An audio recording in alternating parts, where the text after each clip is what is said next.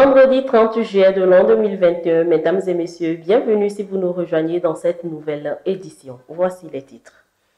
La question des bourses et allocations de secours à l'université de Kara, les étudiants toujours dans l'attente. Quelles sont les raisons qui expliquent ce retard?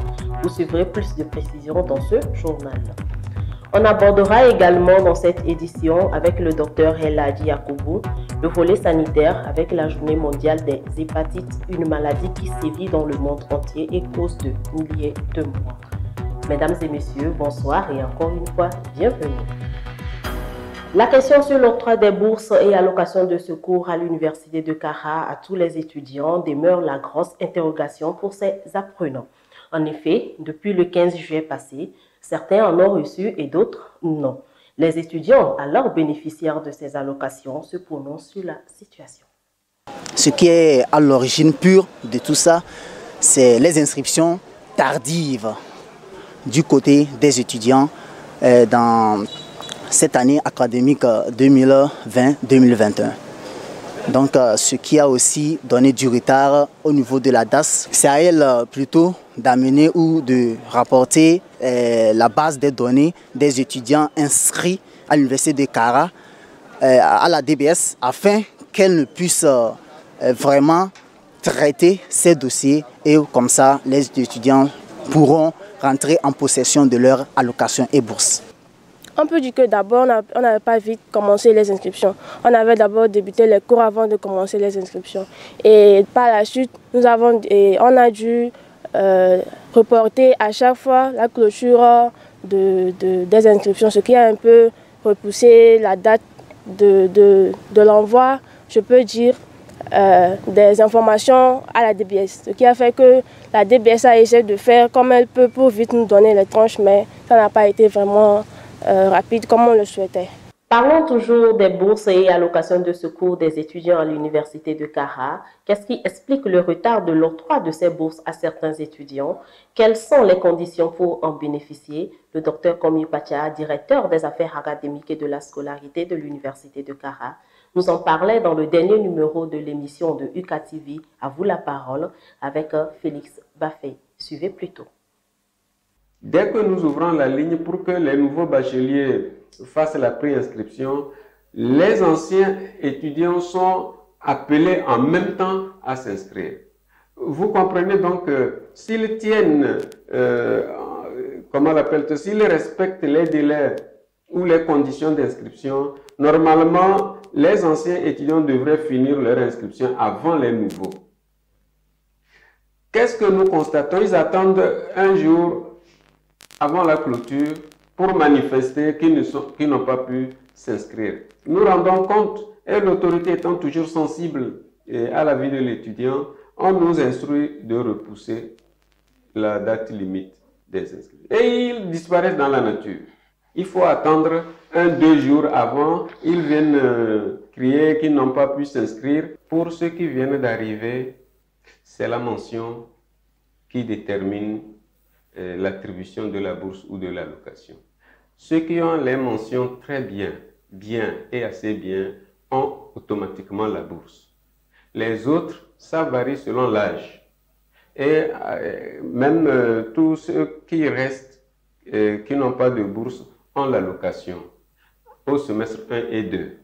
Maintenant, quand ils viennent pour prendre l'inscription pour la deuxième fois, dans le semestre 3 et 4, il leur est imposé un taux de validation ou d'acquis de crédit à partir des semestres de ce qu'ils appellent le recyclage, quatrième et cinquième inscription. C'est ce que l'arrêté a prévu. Là encore, c'est une question d'âge.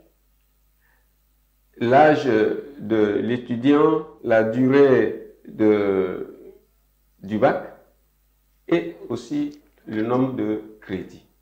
Donc, aujourd'hui seulement, la DBS nous a renvoyé le lien de vérification du statut de chacun, puisqu'elle avait procédé depuis la rentrée à une correction de sa base, en ce sens-là. Nous leur avons balancé cela, que chacun rentre, il va voir pour quelle raison je n'ai pas de bourse, pour quelles raisons je n'ai pas d'allocation, et tout ce qui va tourner autour de cela, nous, à l'administration, on va relayer, entrer en contact avec la DBS. C'est un travail qui a déjà commencé et on va trouver la solution à tout un chacun parce que nous sommes là pour ça.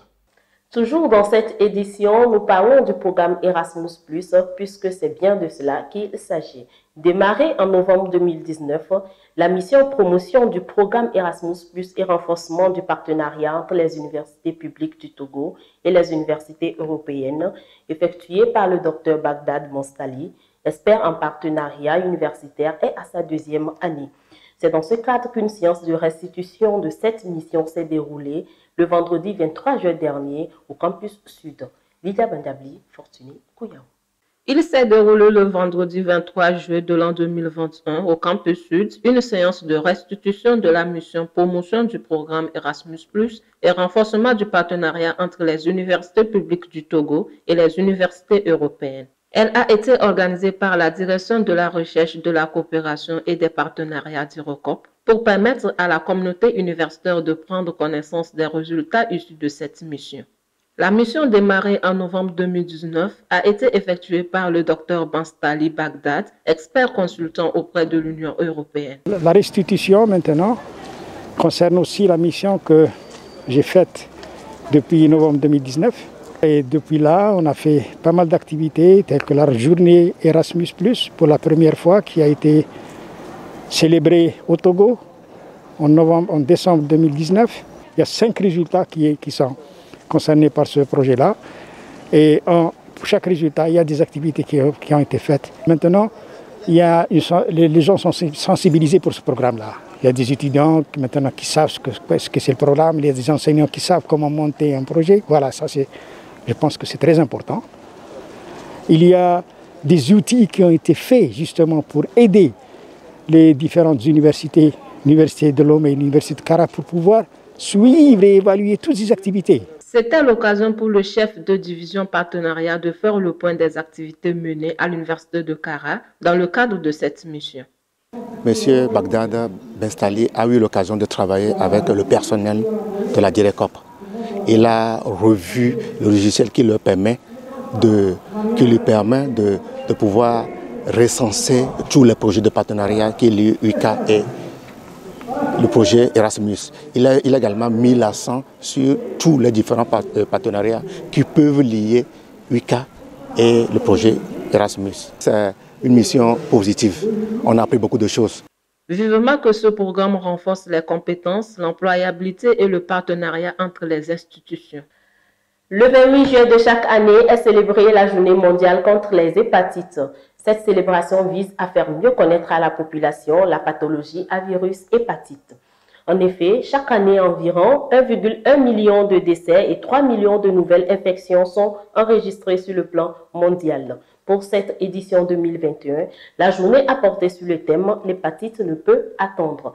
Quelles sont les causes, les différentes phases de manifestation, le mode de prévention et de traitement de cette maladie qualifiée de tueuse silencieuse? Élément de réponse avec le docteur Rafiou El Hadji Yakoubou, hépato-gastro-entérologue au centre hospitalier universitaire de Kara. Les hépatites virales, ce sont des infections qui attaquent le foie, donc qui entraînent une maladie du foie. Et c'est la maladie du foie qu'on appelle hépatite. D'accord? Et donc, il existe différentes sortes d'hépatites virales. On a le A, le B, le C, le D, le E. Mais parmi ces virus, ce sont les virus de l'hépatite B et C qui sont les plus fréquents et qui entraînent les complications. Et donc, ces infections liées à ces virus-là de l'hépatite B et C peuvent se retrouver chez tout le monde et généralement sont asymptomatiques. C'est les gens qui sont asymptomatiques qui ne présentent aucun signe. C'est-à-dire, l'hépatite virale à sa phase chronique ne présente aucun signe. Mais des fois, on peut avoir quelques signes comme la fatigue, donc c'est l'asthénie, un peu de fatigue, ou il y en a qui peuvent présenter les yeux jaunes et ça se limite là. Maintenant, si l'hépatite virale évolue et qu'on ne prend pas en charge, ça peut entraîner les complications. Et ces complications, généralement, c'est la cirrhose du foie. On a les yeux jaunes, le ventre ballonné, il y a de l'eau dans le ventre, dans les pieds, et ça va évoluer vers un décès. Ou bien on a un cancer du foie qui va évoluer également vers un décès. Au cours de la vie, il y a plusieurs situations. On peut être infecté, c'est-à-dire au cours des rapports sexuels, c'est possible. Et également dans certaines sécrétions biologiques, liquides biologiques. On parle également de la salive, rarement. La voie de transmission la plus importante, c'est la voie sanguine. Donc la voie sanguine qui peut se faire de la mère à l'enfant, c'est la prévention qui est très importante à faire. Et de nos jours, il existe un vaccin très efficace contre l'hépatite B. C'est l'hépatite B seule qui dispose d'un vaccin efficace. Le C n'en dispose pas. Et qu'est-ce qu'il faut faire? Il faut dépister les gens. On doit se faire dépister soi-même, c'est-à-dire se lever, aller dire, bon, je veux savoir si j'ai l'hépatite B ou pas, j'ai l'hépatite C ou pas. Et si vous n'en avez pas, c'est à ce moment que vous pouvez vous faire vacciner contre l'hépatite B. Et si vous en avez maintenant, vous allez vers un spécialiste qui est un hépato-gastro-entérologue qui vous prend en charge, qui va voir s'il faut vous mettre sous traitement ou pas pour que vous ne développez pas les complications dont nous venons de parler. Direction Institut supérieur des métiers de l'agriculture où Mme Souda Badamassi Mivedor, directrice générale du Fonds d'appui aux initiatives économiques des jeunes FAYEJ, était en visite. Elle a été reçue le 26 juillet passé par le Dr Ati Tchabi, maître de conférence, directeur du dit institut, en présence de toute son équipe. Les questions d'un partenariat formel entre les deux structures étaient à l'ordre du jour. Plus de précisions dans ce reportage signé Abdel Felenzo et Fortuné Kouya. Madame Souda Badamassi Mivedor, directrice générale du Fonds d'appui aux initiatives économiques des jeunes, FAYEJ.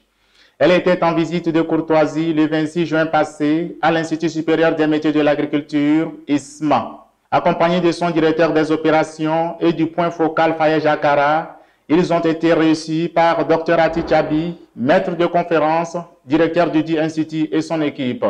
Notre déplacement à l'ISMA a un double objectif.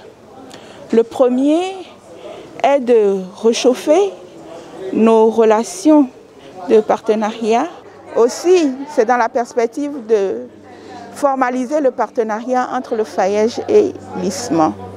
Le deuxième point, c'est annoncer à l'ISMA et aux étudiants de l'ISMA le lancement de l'incubateur Tlitoulab qui est à la disposition des jeunes de la région et spécifiquement des jeunes de l'ISMA qui sont dans les formations qualifiantes. C'est un incubateur qui vise l'innovation. Donc pour tout jeune qui est porteur d'innovation, il peut trouver des réponses à l'incubateur. La directrice a par la suite effectué un tour de salle sous la conduite du directeur de l'ISMA pour prodiguer d'utiles conseils aux étudiants. La délégation du FAYEJ a par la suite apprécié d'une part ce qui se fait à ISMA en matière de pisciculture et l'état d'avancement des activités de construction des nouveaux locaux de l'ISMA d'autre part. Nous avons reçu à l'ISMA la directrice de la FAYEJ dans le cadre d'une mission de création d'un incubateur ici à Akara. Donc elle a voulu passer à l'ISMA pour une visite de courtoisie et nous donner de l'espoir et pour travailler ensemble. Et la première promotion de 28 étudiants a été formée en business plan par la FAYEJ. Et notre objectif en partenariat avec la FAYEJ, c'est de continuer ce genre de partenariat. L'incubateur que la FAYEJ veut créer à Akara, l'ISMA sera le premier partenaire. L'ISMA, les étudiants de l'ISMA seront les premiers partenaires et seront formés dans cet incubateur pour mieux développer leurs idées managériales et des créations aussi d'entreprises. Le FAYEJ accompagne déjà les étudiants de l'ISMA en option agrobusiness management et marketing agricole depuis 2019. Sur 28 projets des étudiants, 5 ont été retenus pour le financement et d'autres sont en cours de cadrage. N'ayez pas peur de recommencer, c'est une chance de construire quelque chose de mieux cette fois-ci. Eh bien, mesdames et messieurs, c'est sur ces mots de Franck Nicolas que nous vous donnons rendez-vous la semaine prochaine pour une nouvelle édition. Agréable week-end.